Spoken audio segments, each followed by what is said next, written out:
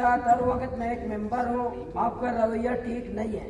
आप पता नहीं आपको कहीं से हिदायत मिलती है या मेरा चमन में कोई जमीन नहीं है, जमीनी तराजा आपसे नहीं है। आप अपनी बारी का इंतजार नहीं कर आप वो कहते हैं ना, मैं खड़ा होता हूँ, आप मुंह उस तरफ कर लेते हैं। आप अपनी बारी का इंतजार नहीं कर सकते। मुझे बात कर, मैं आपको कर रहे थे, आप तस्वीर तक के लिए मेरे पास आएंगे तो मैं आपको बोलने दूंगा, इस तरह नहीं मारने दूंगा आपको। आपको बैठना पड़ेगा यहाँ पे। मैं भागूंगा नहीं, आप लोग ना भागो, लेकिन आप ये जो बात कहते हैं ना, ये काल फिलहाल ना, आप जो रवैया है आपका, मैं ये रवैया आपका ठीक नहीं है। जबरा खान साहब की मीनिंगफुल स्पीच, इसमें कोई शक नहीं है।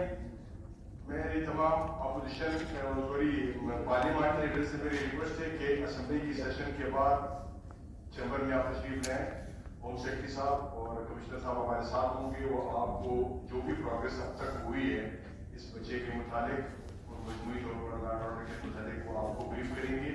आपसे गुजारिश है कि after the session speaker chamber में आपको तशरीफ लाएं। जी मौलवी साहब।